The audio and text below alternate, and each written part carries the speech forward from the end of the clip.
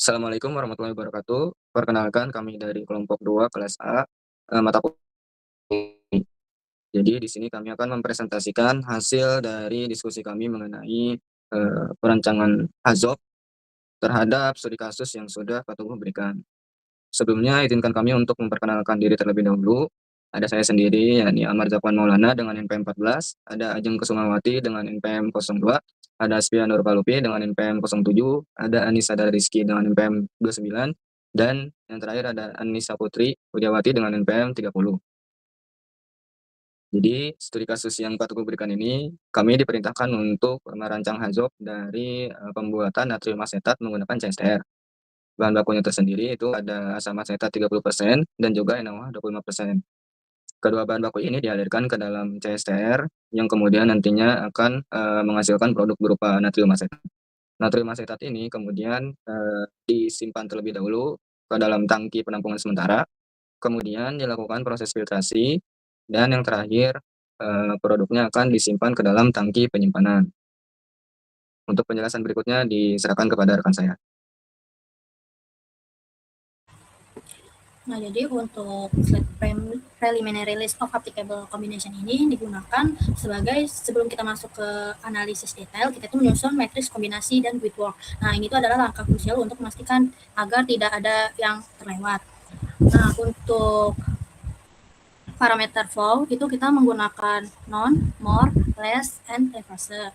Untuk temperatur kita menggunakan more and less, pressure kita menggunakan more and less, reaction kita menggunakan non, as well as radiation kita menggunakan non dan other than, level kita menggunakan more dan less, composition kita menggunakan less, part of, as well as, dan other than. Dan yang terakhir venting kita menggunakan parameter Whitworth-nya itu non saja. Next. Nah, untuk risk and likelihood ini itu kita untuk menentukan prioritas tindakan. Nah, kami itu menggunakan matriks resiko ini. Nah, likelihood itu kita dibagi menjadi 7 skala, mulai dari L1 itu sangat jarang hingga L7 itu sering terjadi. Untuk severity atau disimbolkan dengan S itu dibagi menjadi 5 skala, di mana S1 itu hanya luka ringan dan S5 dapat mengakibatkan kematian atau cedera massal. Nah, pertemuan antara probabilitas dan keparahan ini menghasilkan risk rank yang dikategorikan menjadi low berwarna putih atau kuning muda, medium kuning tua, dan high itu merah. Nah, fokus utama mitigasi ini adalah pada kategori medium dan high. Next. Nah, jadi untuk mode 1 di sini yaitu jalur umpan asam asetat, yang dimana parameternya itu ada flow, part pressure, temperatur, phase, and component. Nah, untuk flow itu Whitworth-nya itu ada non, yang dimana cause-nya itu pompa transfer rusak dan katup tertutup. Konsekuensinya itu reaksinya terhenti dan kelebihan NaOH di reaktor. Untuk safeguard-nya ada alarm low flow. Untuk rekomendasinya kita memasang interlock agar NaOH mati jika asam mati. Untuk risk metric-nya yaitu medium. Nah, untuk more off itu cause-nya itu control value-nya itu masih terbuka dan kesalahan set point operation. Untuk konsekuensinya reaksi eksotropiknya itu liar, suhu melonjak drastis, dan reaktor meluap. Untuk safeguard-nya itu high level switch reaktor. Rekomendasinya kita memberikan yaitu memasang orifice plate pembatas aliran. Untuk risk metric-nya itu tinggi. Untuk Whitworth yang less off itu cause-nya itu filter tersumbat sebagian dan penurunan pompa.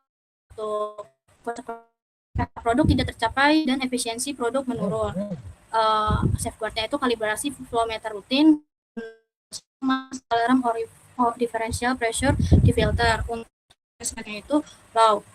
Untuk Whitworth yang reverse itu cause-nya itu tekanan reaktor lebih besar daripada pompa dan kegagalan check value.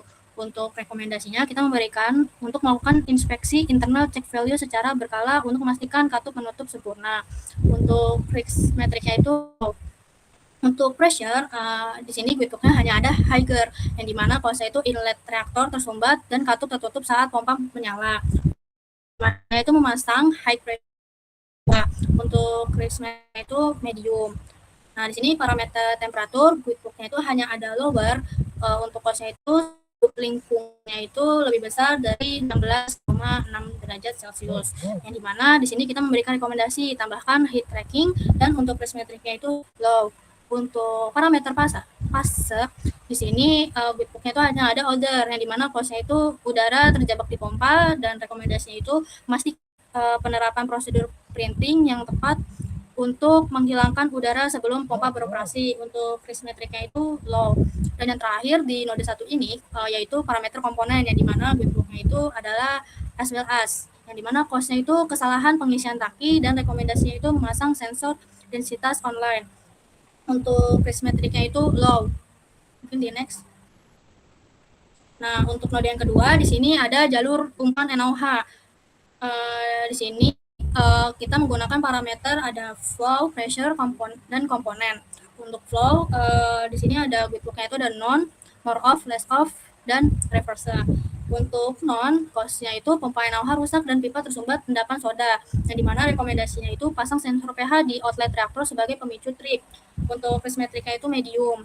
Untuk more off, cause-nya itu kegagalan instrumen kontrol dan kesalahan operator. Yang dimana rekomendasinya itu tambahkan flow control cascade dengan pH. Untuk press metricnya sendiri high. Untuk yang less off, di mana cause-nya itu filter tersumbat kerak NaOH dan impeller pompanya itu aus. Untuk rekomendasinya itu pasang alarm low flow di DCS. Dan untuk parameter flow untuk yang terakhir yaitu ada reference yang dimana cause-nya itu tekanannya reaktor. Untuk rekomendasinya itu ganti valve existing dengan tipe swing untuk meningkatkan proteksi aliran balik. Untuk press metricnya sendiri itu low. Untuk parameter yang kedua yaitu pressure yang dimana bitbooknya hanya ada higher yang dimana cause-nya itu sumbatan di jalur inlet reaktor. Untuk rekomendasinya gunakan APD kimia lengkap saat inspeksi. Untuk press metricnya itu medium. Dan parameter yang terakhir itu ada komponen. Komponen di sini ada 3 bitwork yaitu as well as, part of, dan non. Untuk as well as, di mana cause-nya itu kesalahan pengenceran dan kontaminasi air pembersih. Untuk rekomendasinya itu pasang conductivity meter online.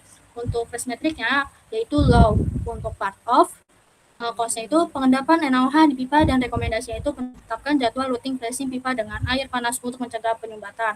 Untuk press metricnya itu low.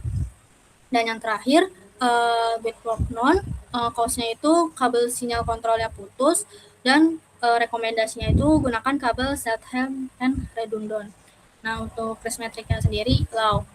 Nah, untuk pembahasan selanjutnya akan dijelaskan oleh rekan saya. Oke, baik, izin melanjutkan. Jadi pada node ketiga ini yaitu alat CSTR, di mana CSTR ini terjadinya reaksi antara dua bahan baku yang tadi sudah diumpankan oleh tangki penyimpanan. Nah, jadi parameter-parameternya itu berupa flow, ada level, temperatur, dan lain-lain. Jadi pada aliran flow, ketika aliran flow asam asetat melebihi dari kondisi optimal, di situ ada beberapa cause, consequence, dan safeguard, yang mana salah satunya itu adalah kegagalan kontrol valve umpan reaktan. Kemudian konsekuensi yang terjadi itu laju reaksi eksotermik tetap terjadi selama NaOH masih ada. Soalnya kan laju alir yang berlebih itu asam asetat, tapi umpan NaOH-nya masih ada yang masuk ke dalam reaktor. Kemudian safeguard-nya itu salah satunya ada memasang flow meter dengan alarm tinggi dan juga sensor suhu reaktor. Adapun recommendation-nya yaitu memasang high flow interlock untuk menutup katup umpan secara otomatis. Kemudian risk assessment di sini pada value flow dengan aliran asam asetat berlebih, di situ nilainya itu adalah rendah. Kemudian pada deviasi kedua yaitu ada aliran NaOH yang berlebih.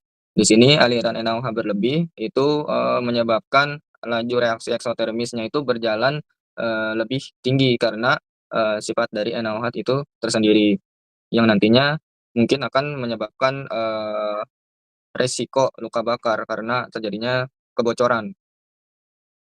Makanya pada risk assessment di sini nilai risk rank-nya itu terdapat di medium. Kemudian ketika aliran umpan asetatnya keluar dari kondisi optimum, Kemudian, yang terjadi itu rasionya tidak seimbang, rasio pH dari, produk. Yang nantinya, produk tidak sesuai dengan, eee, apa namanya, spesifikasi yang diinginkan. Metode safeguard yang diberikan itu adalah monitoring pH secara kontinu, rasio kontrol, indikator aliran, menggunakan, FI. Kemudian rekomendasi dari komen rekomendasinya itu salah satunya ada, membuat jadwal pembersihan strainer secara berkala, dan juga memasang alarm low flow pada ruang kontrol. Nah, restreng pada aliran umpan asam asetat yang kurang dari kondisi optimum ini terdapat di low, karena masih tergolong, low risk. Kemudian, ketika umpan NaOH-nya kurang dari kondisi optimum, itu bisa disebabkan oleh penurunan daya pompa dan juga kesalahan set point dari, operator. Sama seperti, eee, kondisi sebelumnya, maka yang terjadi itu, rasio campurannya tidak seimbang, yang menyebabkan, produk tidak sesuai dengan pH yang spesifikasi yang diinginkan. Safeguard-nya sama juga dengan monitoring pH secara kontinu dan juga indikator aliran. Adapun dengan restrengnya juga sama seperti yang, aliran umpan asam asetat yang kurang tersebut. Kemudian apabila, alirannya tidak ada, baik dari umpan asam asetat ataupun NaOH, maka yang umum terjadi itu produknya, tidak sesuai spesifikasi. Maka, yang harus dilakukan itu adalah, mengecek selalu, dari katup, umpan dan juga memasang pH controller untuk mengatur pH pada proses produksi. Nah, safeguard-nya itu sendiri ada memasang pompa cadangan dan dengan sistem autolock, auto kick, dan menerapkan, sistem SIS atau Safety Instrumented System. Nah, restreng yang didapatkan pada, eee, deviasi ini, itu medium karena, konsekuensinya itu sangat besar. Salah satunya juga akan menyebabkan, ledakan. Kemudian pada level, jika melebihi sisi optimum, itu bisa disebabkan oleh laju inputnya melebihi dari laju output, yang nantinya akan menyebabkan reaktor itu meluap. Salah satunya itu adalah, memasang, alarm level transmitted. Kemudian juga, rekomendasinya sama, yaitu memasang high level switch. Nah, nantinya akan mematikan semua pompa input. Nah, salah satu, restrengnya itu terdapat di level medium, karena nanti, konsekuensinya itu sangat besar, yaitu menyebabkan, reaktornya meluap. Kemudian jika levelnya low, itu, penyebabnya bisa dari kebocoran pada tangki reaktor dan nantinya menyebabkan kerusakan pada seal pengaduk karena bekerja tanpa cairan. Nah, safeguard-nya itu ada memasang interlock untuk mematikan agitator jika, level cairan terlalu rendah, dan restrengnya pada deviasi ini tergolong ke dalam low, karena masih bisa ditoleransi. Next. Nah, kemudian pada parameter temperatur jika melebihi kondisi optimum, itu, dapat menyebabkan, tekanan yang naik secara drastis dan juga risiko peledakan pada reaktor. Makanya di sini restrengnya, medium. Kemudian, safeguard-nya itu, yaitu dengan cara memasang pressure relief valve atau PRV dan juga menambahkan sistem quenching atau pemadaman reaksi otomatis. Juga ada, pada deviasi low di parameter temperatur, itu dapat menyebabkan laju reaksinya itu melambat secara signifikan. Kemudian terjadi kristalisasi produk di dalam reaktor yang dapat merusak. Lagi-lagi di sini, restrengnya tergolong ke dalam medium.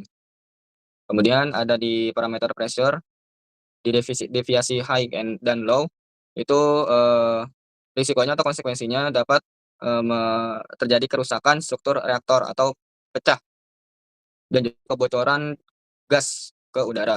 Makanya di sini pada deviasi yang high itu restrengnya medium, sedangkan, pada deviasi low itu tergolong pada low. Kemudian yang terakhir ada agitation atau pengadukan. Jika agitation-nya tidak ada agitation atau none, itu bisa disebabkan oleh motornya terbakar atau, tidak ada aliran listrik. Kemudian, apa yang bakal terjadi? Yang bakal terjadi itu akan akumulasi panas di satu titik atau hotspot, dan juga reaksi tidak akan sempurna. Safeguard-nya salah satunya itu ada memasang alarm low current, untuk mendeteksi putusnya beban pada poros pengaduk. Makanya di sini masih tergolong, restraint-nya low. Untuk penjelasan berikutnya dilanjutkan oleh rekan saya. Untuk selanjutnya itu ada tangki sementara. Di node ini ada beberapa parameter yaitu flow, level, pressure, dan temperatur. Yang pertama itu ada parameter flow. Di pressure analisis itu ada flow, more flow, dan less flow. No flow yang pertama itu no flow dapat disebabkan karena valve outlet tertutup dan pompa transfernya yang gagal. Safeguard yang tersedia adalah level alarm, dan rekomendasinya adalah pemasangan standby pump auto start. Untuk restraint-nya itu medium.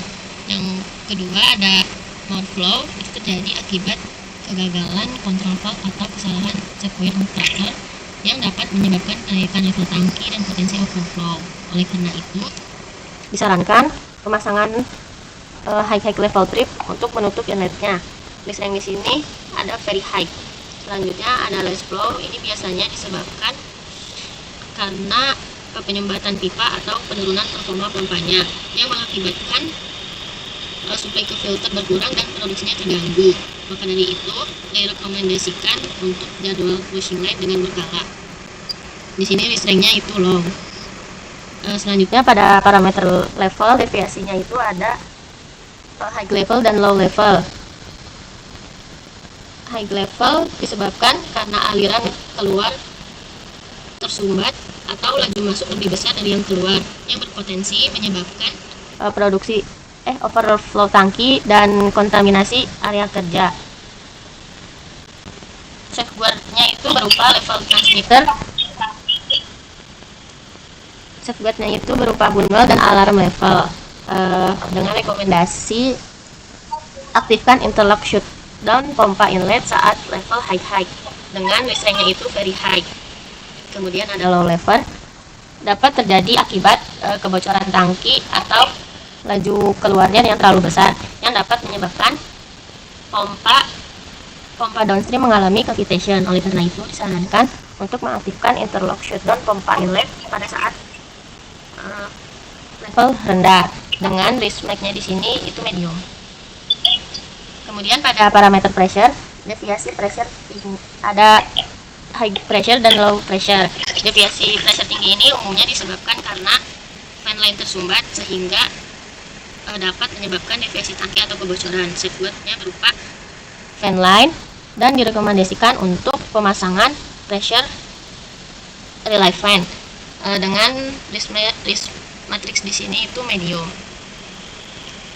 Selanjutnya ada pressure low, dapat terjadi saat pengosongan cepat tanpa ventilasi yang cukup sehingga diperlukannya periksa rutin fan line-nya. Dengan risk mark-nya itu ada low. Dan yang terakhir ada temperatur. Pada temperatur ini deviasinya ada high temperatur dan low temperatur. Untuk high temperatur itu dapat disebabkan produk masuk dari reaktor itu masih panas yang berpotensi meningkatkan tekanan dan menurunkan kualitas produk. Safeguard-nya itu berupa indikator temperatur dan rekomendasinya itu alarm suhu tinggi inlet tangki dengan risk matrix-nya itu low. Dan yang terakhir ada temperatur low, itu dapat menyebabkan kristalisasi produk sehingga disarankan untuk pemasangan heat tracking, dan risk matrix-nya itu masih low juga. Selanjutnya akan biasa mengenai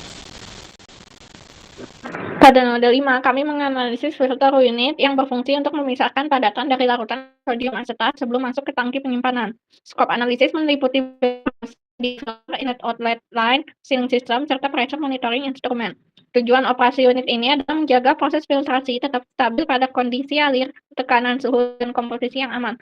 Deviasi pertama adalah flow more, yaitu kondisi laju alir melebihi normal. Kenapa bisa terjadi? Ini karena pompa upstream overspeed, kontrol valve terlalu terbuka, kesalahan set point operator. Dengan konsekuensi, jika flow terlalu tinggi, filter media bisa robek, terjadi lonjakan tekanan pada housing, padatan bisa lolos ke storage. Kerusakan ini dapat menyebabkan shutdown unit dan potensi kebocoran bahan kimia, sehingga kami kategorikan restraint-nya sebagai medium. Rekomendasi yang Deviasi kedua adalah flowless, yaitu laju air bawah normal. Kenapa bisa terjadi? Itu karena filter mulai clogging atau tersumbat, pompa melemah, valve tidak terbuka penuh. Dengan konsekuensi kapasitas produksi turun, hold tank bisa over level, downstream terganggu. Namun tidak langsung menyebabkan bahaya besar atau kebocoran. Risiko operasional ada, tapi masih dalam kontrol sistem, sehingga kami kategorikan sebagai low. Deviasi adalah flow none, yaitu tidak ada air sama sekali. Penyebabnya filter tersumbat total, pompa mati, valve tertutup total. Konsekuensinya, proses berhenti total, potensi overpressure upstream, risiko backflow. Hal ini bisa menyebabkan shutdown unit dan tekanan naik, tetapi masih bukan dampak keselamatan. Jadi kami kategorikan sebagai low. Untuk rekomendasinya dapat dilihat pada tabel. Deviasi berikutnya adalah pressure high, yaitu tekanan dalam filter melebihi normal. Beberapa penyebab yang teridentifikasi yaitu filter tersumbat akibat penumpukan padatan, outlet valve tertutup atau tersumbat, flow dari pompa upstream terlalu tinggi, keterlambatan penggantian media filter atau maintenance-nya buruk, dan punya konsekuensi housing filter dapat pecah atau bocor, seal dapat rusak sehingga terjadi kebocoran bahan kimia, filter media bisa ruptur, ada potensi pelepasan bahan kimia ke area kerja. Karena jarang terjadi dan risiko masih dalam kategori dapat dikendalikan, kami masukkan sebagai low. Deviasi berikutnya adalah pressure low, yaitu tekanan di bawah kondisi normal. Penyebabnya yaitu kebocoran pada housing atau gasket, pompa upstream melemah, valve tidak terbuka penuh, kesalahan saat maintenance. Dengan konsekuensi, udara dapat masuk sehingga kontaminasi produk, filtrasi menjadi tidak optimal, produksi downstream terganggu, potensi kebocoran kecil pada sambungan. Hal ini hanya menyebabkan cedera ringan, resiko dapat terdeteksi lebih awal sebelum menjadi kondisi kritis, sehingga dapat dikategorikan sebagai low. Deviasi berikutnya adalah temperatur high, yaitu suhu larutan yang masuk ke filter melebihi kondisi operasi normal. Mengapa bisa terjadi? Karena suhu dari reaktor terlalu tinggi, pendinginan upstream gagal, reaksi netralisasi masih menghasilkan panas, maintenance heat exchanger burn. Artinya kondisi ini bisa terjadi, tetapi biasanya masih terkontrol oleh sistem pendinginan. Dengan konsekuensi viskositas turun, media filter bisa mengalami degradasi, produk berpotensi off spec. Namun karena tidak langsung menyebabkan kebocoran dan tidak menyebabkan bahaya besar ke operator, kami kategorikan sebagai low. Karena dampaknya lebih ke kualitas dan efisiensi, bukan keselamatan utama. Rekomendasi dapat dilihat pada tabel. Deviasi berikutnya adalah temperatur low, yaitu suhu lebih rendah dari kondisi operasi normal. Mengapa bisa terjadi? Karena pendinginan terlalu besar, lingkungan terlalu dingin, fluida terlalu lama di hold tank. Keempat, kesalahan setting operator. Konsekuensinya, sodium asetat bisa mengalami kristalisasi, filter cepat clogging atau tersumbat, flow menurun, bisa memicu kenaikan tekanan. Kondisi ini dapat mengganggu operasi, tetapi dapat dikendalikan, maka kategorinya low. Deviasi pertama pada parameter komposisi adalah peningkatan kandungan padatan atau impurity dalam larutan yang masuk ke filter.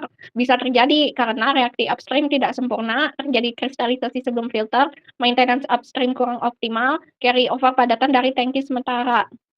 Dengan konsekuensi filter cepat clogging atau tersumbat, tekanan dalam filter dapat meningkat, umur media filter lebih pendek, downtime lebih sering, tidak langsung menyebabkan kebocoran besar atau bahaya operator, maka dikategorikan sebagai low. Deviasi berikutnya adalah kandungan padatan lebih rendah dari normal. Penyebabnya reaksinya terlalu bersih dan sampling error. Dengan konsekuensi filtrasi menjadi terlalu ringan, bisa terjadi salah interpretasi kondisi proses, namun tidak berdampak pada keselamatan dan tidak merusak equipment, maka dikategorikan sebagai low. Deviasi terakhir pada unit filter adalah adanya komponen lain selain yang diharapkan dalam larutan. Penyebabnya kontaminasi dari equipment upstream, korosi pipa, dan kesalahan penggunaan bahan cleaning. Dengan konsekuensi kerusakan media filter, produk off-spec atau produk di luar spesifikasi, potensi reaksi yang tidak diinginkan. Risiko masih dalam kategori terkendali dan hanya mengganggu kualitas produk dan merusak media filter, sehingga kategori risknya low. Selanjutnya akan dijelaskan oleh rekan saya. Baik, pada note 6 ini kami menganalisis tangki penyimpanan produk sodium asetat, di mana skop pada node ini meliputi tangki penyimpanan setelah proses filtrasi hingga transfer ke sistem distribusi. Lalu inlet atau tujuan operasi dari node ini adalah menyimpan produk pada tekanan atmosfer dan suhu aman sebelum pengiriman tanpa terjadi kebocoran, kontaminasi, overfilling, maupun gangguan tekanan. Lalu untuk parameter yang dianalisis pada node ini ada aliran, tekanan, temperatur, komposisi, dan sistem venting. Yang dimana ada deviasi aliran pada 6.1 yaitu more flow, itu adalah deviasi pertama, yaitu kondisi di mana laju masuk lebih besar dari laju keluar. Nah, penyebabnya itu dapat berupa kegagalan valve outlet atau kesalahan pembacaan level transmitter. Nah, konsekuensinya di sini adalah overflow, tumpahan bahan kimia, paparan terhadap pekerja, serta potensi pencemaran lingkungan. Lalu untuk indikator, alarm level tinggi, dan bunwall. Nah, berdasarkan risk matrix ya, di sini untuk likelihood ini L5, untuk S-nya ini S3, lalu kategori risikonya ini medium. Artinya kejadian ini cukup realistis dan dapat menyebabkan cedera serius pada satu orang, sehingga direkomendasikan pemasangan high level interlock dan kalibrasi rutin transmitter. Lalu titik kedua yaitu transfer gagal atau valve tertutup. Nah, dampaknya di sini berupa kenaikan level dalam tangki serta gangguan operasi downstream. Nah, risk assessment ini menunjukkan likelihood-nya itu L4, severity-nya itu S2, kategori risikonya itu low, yang dimana risiko tergolong rendah karena dampaknya lebih dominan pada gangguan operasional dibanding keselamatan. Lalu untuk deviasi selanjutnya itu ada less flow, terjadi ketika aliran keluar lebih kecil dari yang direncanakan. Penyebabnya dapat berupa kebocoran kecil atau kesalahan pembacaan level. Nah, konsekuensinya di sini adalah gangguan distribusi produk dan potensi udara masuk ke sistem. Nah, untuk likelihood-nya sendiri itu L4, severity itu S2, kategori risiko itu low. Nah, risiko dapat dikendalikan melalui inspeksi berkala. Lalu untuk deviasi berikutnya itu ada dapat terjadi jika tidak terjadi atau terjadi perbedaan tekanan antar tangki. Nah, dampaknya itu adalah kontaminasi unit sebelumnya di mana likelihood-nya di sini L3, severity-nya di sini S2, dan kategori risiko itu low. Nah, safeguard ini berupa cek valve dinilai cukup menjaga risiko tetap rendah. Lalu ada deviasi tekanan di mana 6.5 itu ada high pressure, di mana deviasi tekanan ini lebih tinggi disebabkan oleh fan tersumbat atau pengisian terlalu cepat. Nah, konsekuensinya itu dapat berupa deformasi atau ruptur tangki serta risiko cedera pekerja. Di sini likelihood-nya itu L3, severity itu S4, kategori risiko itu medium. Walaupun frekuensinya rendah, dampaknya serius terhadap integritas tangki sehingga direkomendasikan pemasangan pressure relief valve dan jadwal pembersihan fan. Lalu untuk 6.6 itu ada lower pressure, di mana tekanan lebih rendah atau kondisi vakum dapat terjadi akibat outlet cepat tanpa cukup udara masuk atau fan tidak berfungsi. Hal ini dapat menyebabkan deformasi tangki akibat implosion, di mana likelihood-nya itu L3, severity-nya itu S4, kategori risikonya itu medium. Nah, direkomendasikan pemasangan vakum breaker dan pengujian fungsi fan secara berkala. Lalu ada deviasi temperatur, di mana 6.7 itu ada high temperatur. Kenaikan suhu dapat disebabkan produk masuk terlalu panas atau paparan lingkungan. Dampaknya adalah peningkatan tekanan tangki dan penurunan kualitas produk, di mana likelihood-nya itu L4, severity-nya itu S2, kategori risikonya itu low. Nah, karena sodium asetat ini relatif stabil, risiko keselamatan tetap rendah. Lalu ada deviasi kontaminasi, yang dimana 6.8 itu ada dan deviasi komposisi dapat terjadi akibat salah lain atau kontaminasi silang. Dampaknya itu berupa produk off-spec dan kerugian ekonomi. Di sini likelihood-nya itu ada L4, severity itu S2, dan kategori risikonya itu low. Risiko ini lebih dominan pada aspek kualitas dibanding keselamatan. Lalu di 6.9 di situ ada as well as emisi tambahan seperti air hujan atau gas kerusak dapat menurunkan kualitas produk, di mana likelihood-nya itu L4, severity-nya itu S2, kategori risikonya itu low. Safeguard yang ada dinilai cukup menjaga risiko tetap rendah. Lalu ada deviasi venting, di mana 6.10 di situ ada no venting, yang berarti tidak adanya venting akibat tersumbat atau valve tertutup. Nah, konsekuensinya di sini dapat menyebabkan overpressure saat filling atau vakum saat ini yang berpotensi merusak struktur tangki. Likelihood di sini tuh L3, severity-nya di sini itu S4, kategori risiko itu medium. Nah, walaupun frekuensinya di sini rendah, dampaknya terhadap integritas tangki cukup serius sehingga perlu inspeksi dan maintenance fan secara rutin. Untuk selanjutnya saya kembalikan kepada moderator. Baik, cukup sekian yang dapat kelompok kami sampaikan, kurang dan lebihnya maaf. Kami tutup. Assalamualaikum warahmatullahi wabarakatuh.